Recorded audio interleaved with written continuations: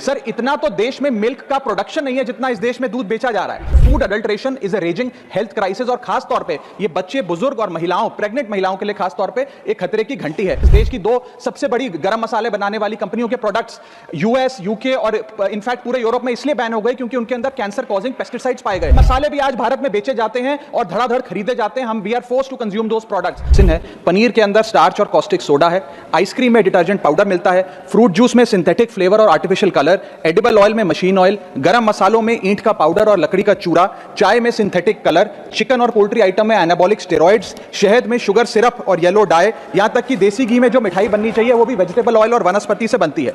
Sir आप सोचिए कि जब एक मां अपने बच्चे को दूध का ग्लास देती है सोचकर कि इसमें कैल्शियम है, प्रोटीन है, मेरा बच्चा तंदुरुस्त बनेगा, उसे इस बात का अंदाजा भी नहीं है कि वे एक यूरिया और डिटर्जेंट का डेंजरस मिक्स अपने बच्चे को पिला रही है। सर एक रिसर्च बताती है कि मिल्क के सैंपल्स में 71% सैंपल्स में यूरिया और 64% सैंपल्स में न्यूट्रलाइजर जैसे सोडियम बायोकार्बोनेट पाए गए।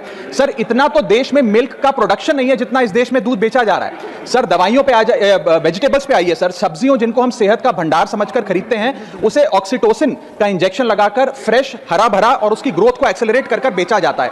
ऑक्सीटोसिन सर वो हार्मफुल केमिकल है जिससे dizziness, headache, heart failure, infertility और कैंसर जैसी बीमारियां होती हैं। सर वर्ष 2014-15 से लेकर 25-26 के बीच में जितने भी सैंपल्स की जांच हुई उसमें 25% सैंपल्स में मिलावट पाई गई, यानी कि हर 4 सैंपल्स में एक में मिलावट पाई गई। न जाने कितने बीमार हुए, कितने अस्पताल में गए और कितनों की जानें चली गई। Sir food adulteration is a raising health crisis और खास तौर पे ये बच्चे, बुजुर्ग और महिलाओं, प्रेग्नेंट महिलाओं के लिए खास तौर पे एक खतरे की घंटी है। इससे भी ज्यादा चौंका देने वाली बात वो है सर कि जो प्रोडक्ट्स भारत में बनते हैं लेकिन इंटरनेशनली बैन हो गए, जैसे कि इस देश की दो सबसे बड़ी गरम मसाले बनाने वाली कंपनियों के प्रोडक्ट्स यूएस, यूके और इनफैक्ट पूरे यूरोप में इसलिए बैन हो गए क्योंकि उनके अंदर कैंसर कॉजिंग पेस्टिसाइड्स पाए गए। वो मसाले भी आज भारत में बेचे जाते हैं और धड़ाधड़ खरीदे जाते हैं। हम we are forced to consume those products. Sir हालात यह है कि और देशों के अंदर जिन फूड आइटम्स को पालतू जानवरों को भी नहीं खिलाया जाता वो हमारे देश में धड़ाधड़ ये कंपनियां बेच रही हैं। सर मैं इस संदर्भ में कुछ सुझाव लाया हूं। पहला सुझाव, FSSAI जो हमारा रेगुलेटर है उसे मजबूत करिए, एडुकेट मैन पावर दीजिए, एडुकेट लैब टेस्टिंग दीजिए। दूसरा, जो फाइन्स और